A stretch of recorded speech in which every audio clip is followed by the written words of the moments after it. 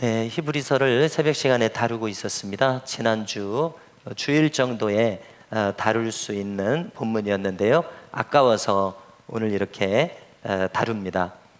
히브리서를 새벽 시간을 통해서 집중해서 하니까 참 신선한 그런 말씀의 새로움을 저부터 경험한 것 같습니다. 그래서 이제 지나간 본문이 되겠습니다만은 히브리서 12장 1절로 3절 본래는 이제 더 많은 본문을 택해야 되는데 좀 짧게 택했습니다. 자, 오늘 말씀의 제목이자 주제는 예수를 바라보자 이것입니다. 자, 우리가 신앙인들이 잘 쓰는 어휘들이 있죠. 우리 교회에서 만들어낸 말들입니다. 참 우리 한국인들은 머리가 좋은 것 같아요. 예를 들어서 주바락이라는 말이 있습니다. 우리 교회에서 많이 쓰고 있습니다. 자, 무슨 뜻입니까? 해만 바라보니까 해바라기라고 하듯이 주님만 바라보니까 그 마음 자세를 주바라기, 그런 사람을 주바라기라고 그렇게 부르고 있습니다. 그래서 신앙을 이 한마디로 요약할 수가 있으면 알 수 있습니다. 그리고 이 주바라기가 내포하고 있는 의미를 우리가 되새겨서 간직한다면 오늘 오전과 지금 이 시간 나눈 말씀의 요약이 될 수 있다고 생각합니다. 자, 좀 비슷한 말인 것 같습니다만은 또 역시 강렬한 표현으로는 예수님 짤이라는 말이 있습니다. 우리 어린이들이 저하고 대화가 되는지 모르겠어요. 예수님 짤이라고 들어봤어요? 안 들어봤습니다. 오늘 들어봤습니다. 예, 다 아는 걸 말하면 제가 보람이 없을 텐데 지금 보람을 잠시 찾게 되네요. 무슨 뜻입니까? 10원짜리도 아니고 100원짜리도 아니고 1억 원짜리도 아니고 예수님 짤이라고 하는 것은 얼마짜리인 거예요? 많이 생각해 봐야 되겠죠. 예수님만한 가치가 있는 돈은 아니지만 그 정도 가치라는 것이죠. 여기 10원짜리가 있다고 해보십시오. 10원만큼의 가치가 있어요. 자, 그런데 소원이죠? 미안해요. 소원이 아니에요? 네? 소윤이 미안해요. 많이 안 불러서 그래요. 그래요? 괜히 아는 체 했다가 망신을 지금 당하고 있습니다. 알았습니다. 예수님의 생명으로 구원을 얻은 사람이기 때문에 예수님 짤이라고 이렇게 말하고 있어요. 그처럼 우리 예수님을 믿는 사람들이 높은 가치를 가진다는 것입니다. 제가 찾아보니까 실제로 지금 세계 제1등 부자는 일론 머스크라는 사람입니다. 재산을 검색해서 보니까 277조입니다. 올해 3월에 그분의 재산이 277조.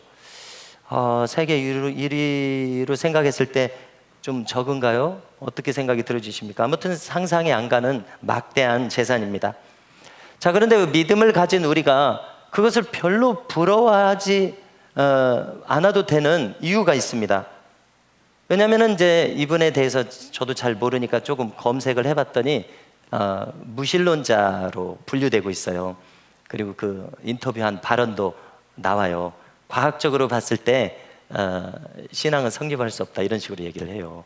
그러니까 이제 무신론자가 맞습니다.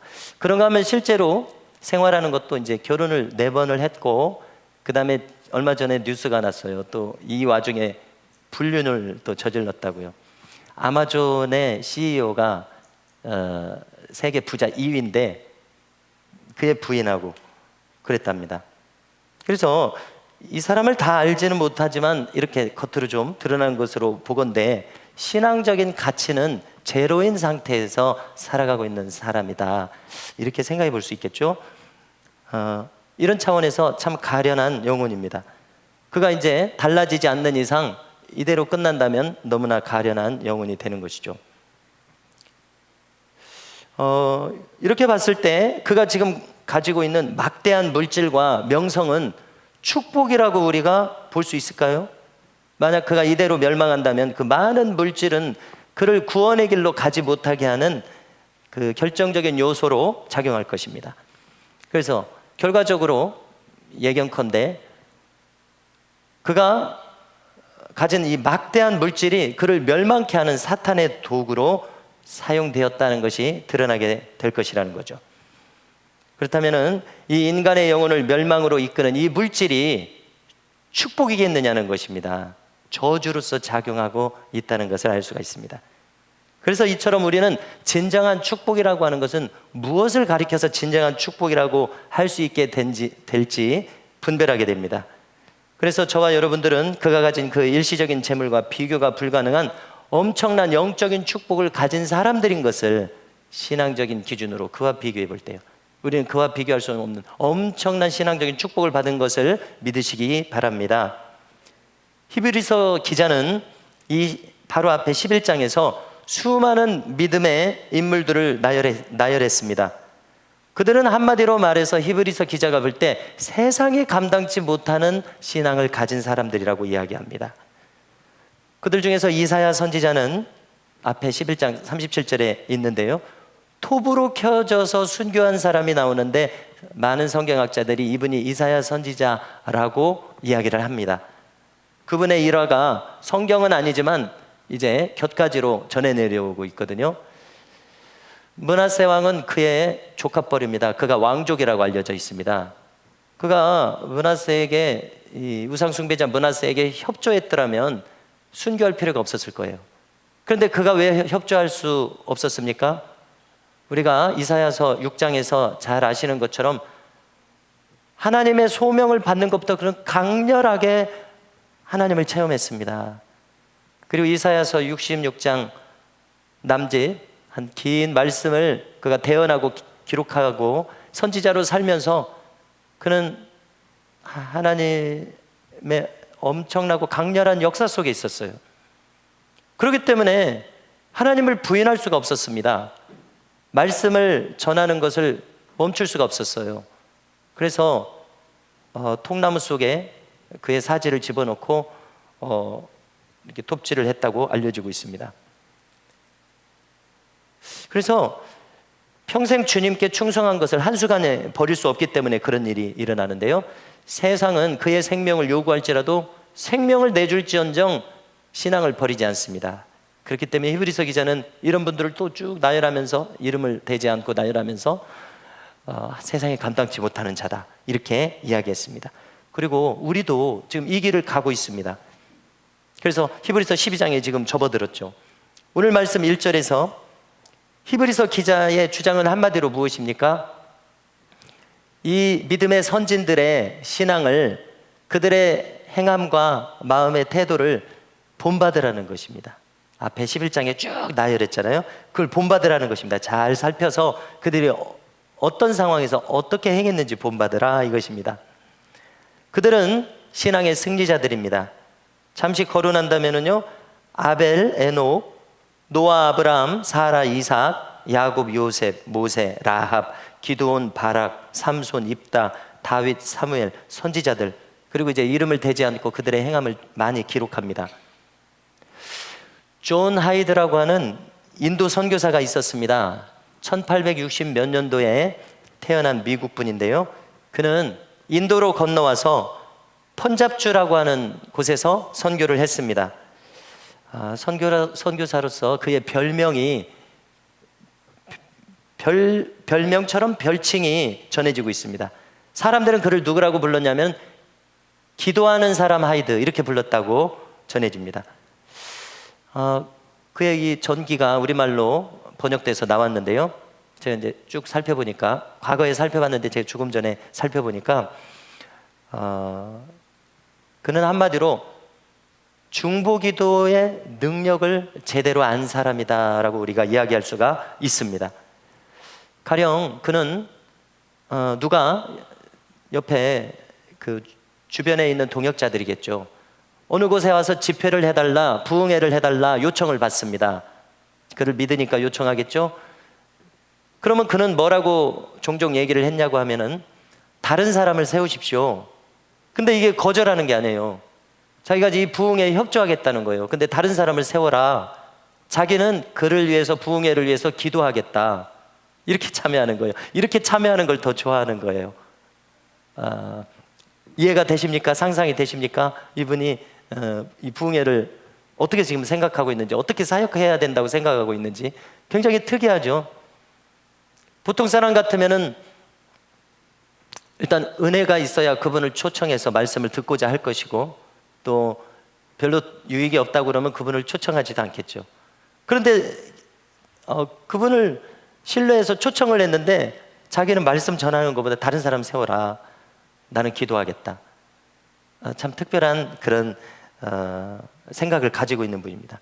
한마디로 중보기도의 능력을 알았기 때문에 그렇게 합니다. 그리고 실제로 그렇게 하면은 자기가 기도하는 집회면은 큰 은혜가 임했다는 것입니다. 그 다른 메신저가 능력 있게 은혜롭게 전할 수가 있었다는 것입니다. 그래서 그 주변 분들은 그 시기에 이 펀잡주 그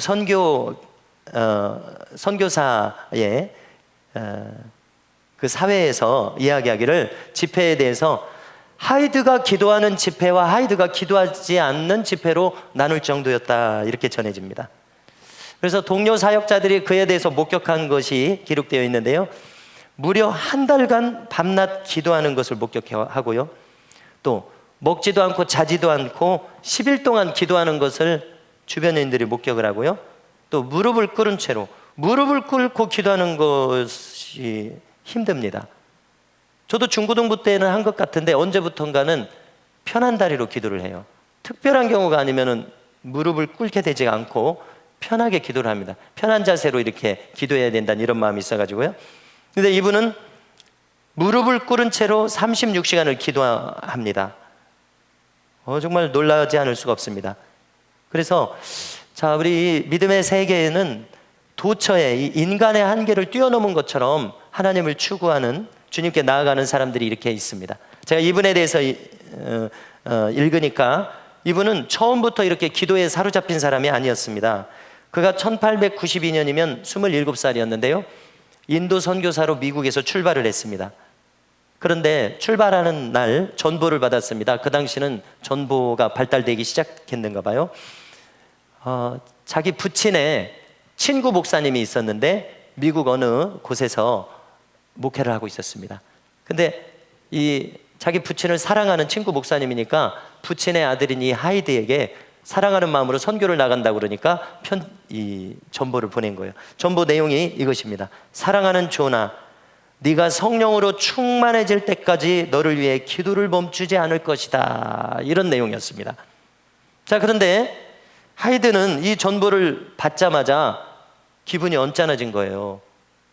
왜 언짢아졌겠습니까? 자기는 지금 이분의 이력을 보니까 대학을 졸업하고 시카고에 있는 맥코믹 신학교라는 곳을 들어가서 몇 년 동안 훈련받고 지금 선교사로 나가는 겁니다. 근데 대학을 졸업할 때 무슨 일이 있었냐면은 이분이 뛰어난 인재니까 교수 자격을 받았어요. 교수 자격을 받았는데 그것을 뒤로 하고 선교사가 되려고 신학교를 간 겁니다. 그러니까 자기가 지금 이런 자세로 선교까지 지금 실제로 27에 나가고 있는데 성령 충만할 때까지 기도하겠다고 하니까, 아니 지금의 나 정도면 성령이 충만하지 뭐가 더 충만해야 하나, 이런 감정이 상한 거예요. 자존심이 구겨진 거예요. 한마디로 내가 지금 이렇게까지 하고 있는데 나를 지금 이렇게밖에 안 보나, 이런 마음이었어요. 자, 인간적으로 충분히 이해가 됩니다. 그래서 이 말이 맴돌아서 잠이 오지 않는 겁니다. 그리고 마음이 진정이 되지 않는 거예요. 배를 타고 출발을 했는데, 그래서 몇 시간 동안이고 그의 내면에서 싸움이 일어났습니다.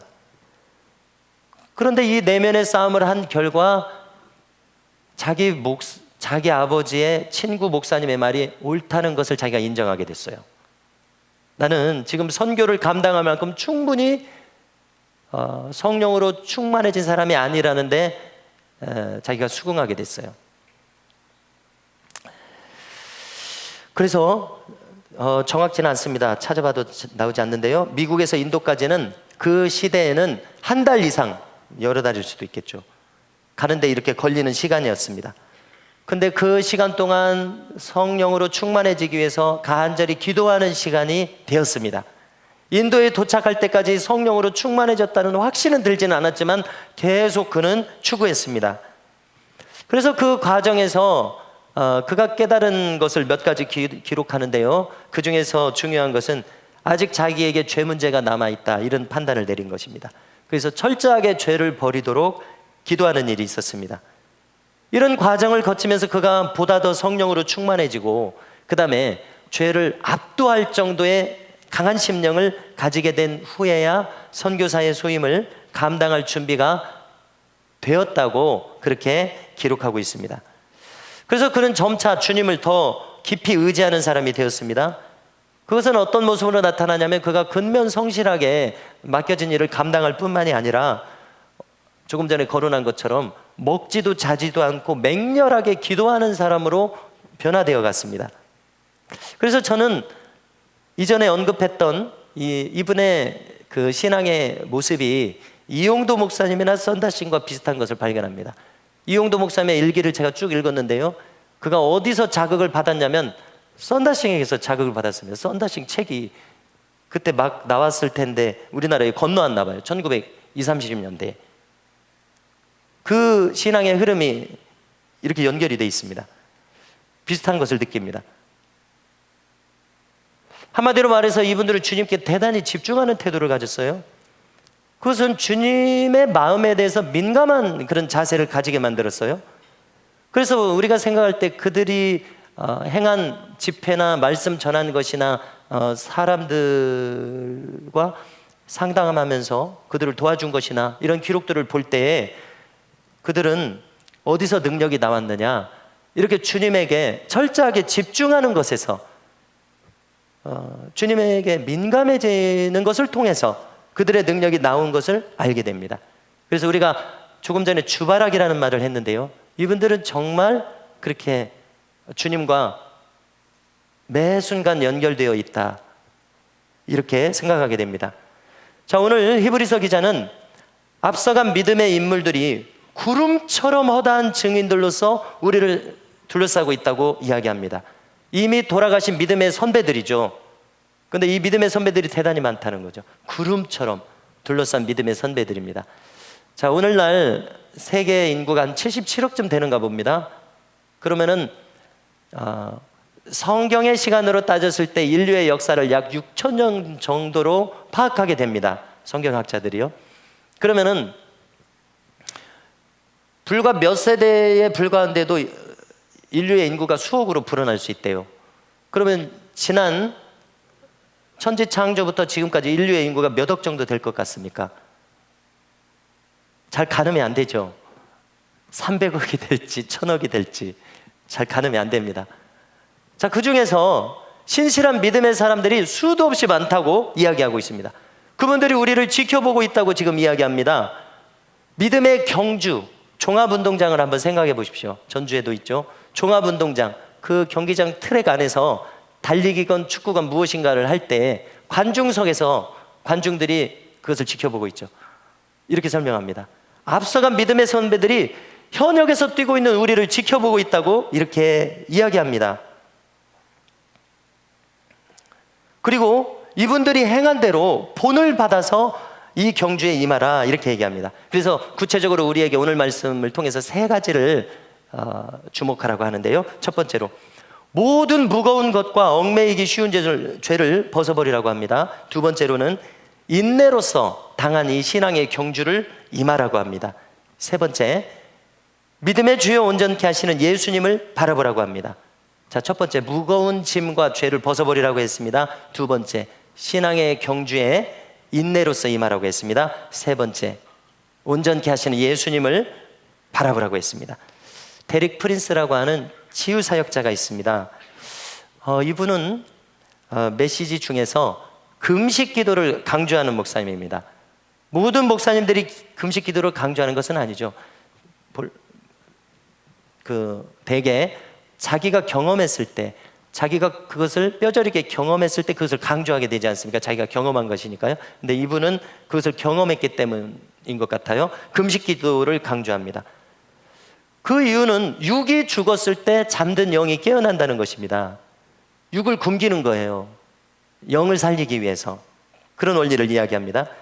그러면 영이 예민해진다는 것입니다. 민감해진다는 것입니다.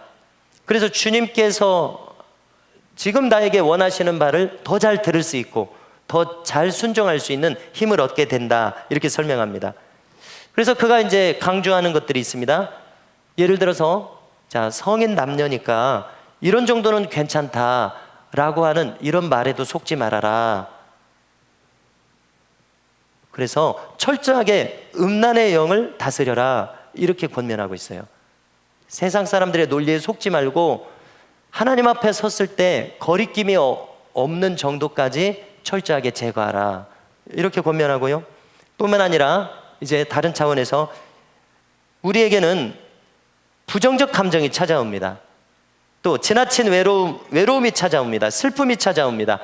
그런데 이런 우리에게 있을 수 있는 이런 감정도 다스려야 되는데 악한 세력의 영향이 여기에 있다고 이 목사님은 강조해요.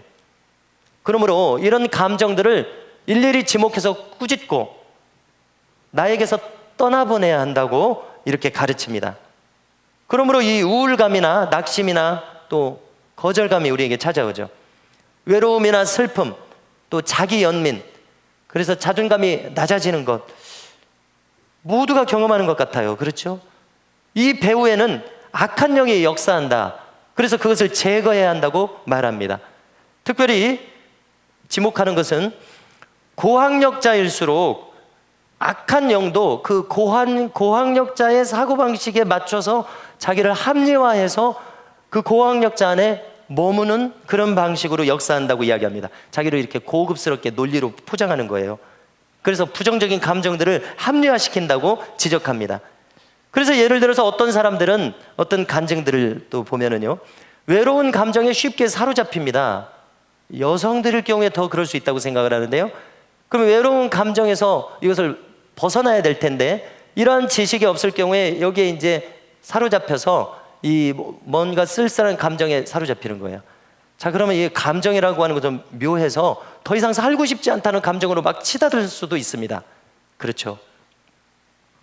그래서 우리가 판단해 보건대 이런 부정적인 감정들은 가만히 생각해 볼 때 우리가 무엇을 생각할 때 도움이 되냐면요, 성령의 열매를 한번 생각해 보십시오. 우리가 금요일에 계속 나누고 있습니다. 한번 떠올려 보십시오. 사랑, 희락, 화평, 참음, 자비, 양선, 충성, 온유, 절제, 성령의 열매. 한 열매라고도 말할 수 있는, 다 연결되어 있으니까 한 열매라고도 말할 수 있는 이 성령의 열매와 부정적인 감정을 비교해 보십시오. 반대에 위치하고 있어요. 그렇죠? 그러니까 성령의 역사가 아닌 것이 증명이 됩니다. 그러므로 우리는 이 목사님의 권면을 따라서 또 성령의 열매와 비교해 볼 때 내 마음을 금방 사로잡을 수 있는 이 부정적인 감정들을 예수님의 이름으로 꾸짖고 그 다음에 내 마음에서 쫓아내야 될 줄로 믿습니다. 그래서 우울하게 막 사로잡혀 있는 것이 아니라 여기서 벗어날 수 있는 힘은 예수님의 도우심을 실제로 구하는 것입니다. 그리고 이것을 몰아내는 거, 인정하고 몰아내는 것입니다. 꼭 그렇게 해야 될 줄로 믿습니다. 여성들의 경우에는 이런 부분이 약점일 수 있을 것 같아요. 그러나 남성으로서 저도 공감할 수 있는 것은 남성들은 중독의 영이 역사하기 쉽습니다. 무엇에 몰입하기를 좋아하는 것이 남성입니다. 여러 가지 중독의 요소들이 있습니다. 오늘날은 더 많아요. 누구라도 자유롭지 않습니다. 현대인으로서는요.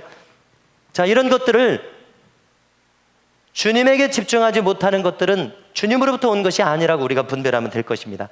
이런 것들을 분별하는 분별력과 지각을 가지고 우리가 예수님의 힘을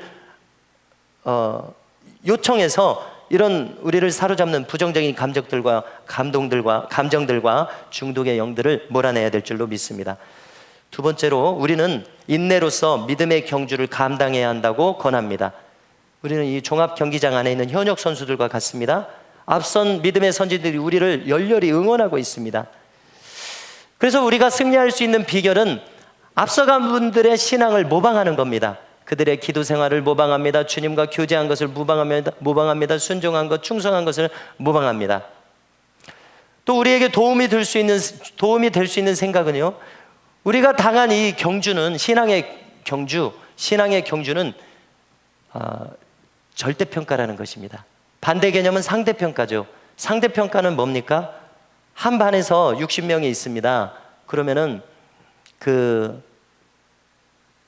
수미양가를 준다고 하면은 수를 맞는 사람은 두 사람으로 고정시키는 거예요. 절대평가는 잘하는 사람이면은 60명도 다 수를 받을 수 있어요. 그렇죠? 이렇게 설명하면 맞죠? 신앙은 상대평가가 아닙니다. 다시 말해서 비교하는 것이 아닙니다. 저 사람하고 나하고 비교하는 것이 신앙이 아닙니다. 신앙은 절대평가입니다. 나를 주님께서 1대1로 평가하시는 거예요. 그러니까 주님이 뭐라고 말씀하셨습니까? 누구라도 그에게 합당하면 누구에게 예배되었든지 내 오른쪽에 왼쪽에 앉을 자는 마땅한 그에게 하나님께서 주실 것이라고 하셨습니다. 그러므로 야고보 기자가 얘기하듯이 우리는 엘리야와 성정이 같은 사람입니다. 엘리야도 사람이고 우리도 똑같은 사람이에요. 근데 엘리야를 통해서 나타난 기적이 6개인가 7개인가 있죠. 그 엄청난 기적이 엘리야만 할 수 있다, 엘리야만 할 수 있다고 성경에 못 박아놓은 것이 아닙니다. 우리도 할 수 있는데 우리가 그 길을 알지 못하고 열심히 없기도 하고 갈 힘이 없어서 못 갈 뿐이죠.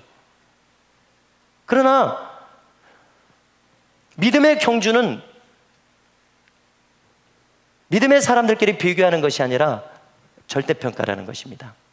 누구라도 오도록 하나님께서 열어놓으셨고 누구라도 오도록 초청을 하셨습니다. 엘리야와 성정이 같은 우리니까 기도하라고 한 것은 우리도 그 길을 갈 수 있고 또 오라는 그런 초청인 것을 알 수가 있습니다. 셋째로 우리는 주바라기가 돼야 됩니다. 오직 예수님만을 바라봐야 됩니다. 특히 다시 한번 강조하고 싶습니다. 오늘의 주제는 이것입니다. 우리가 그분과 주거니 받거니 소통이 되는 단절되지 않는 신앙생활을 해야 될 줄로 믿습니다.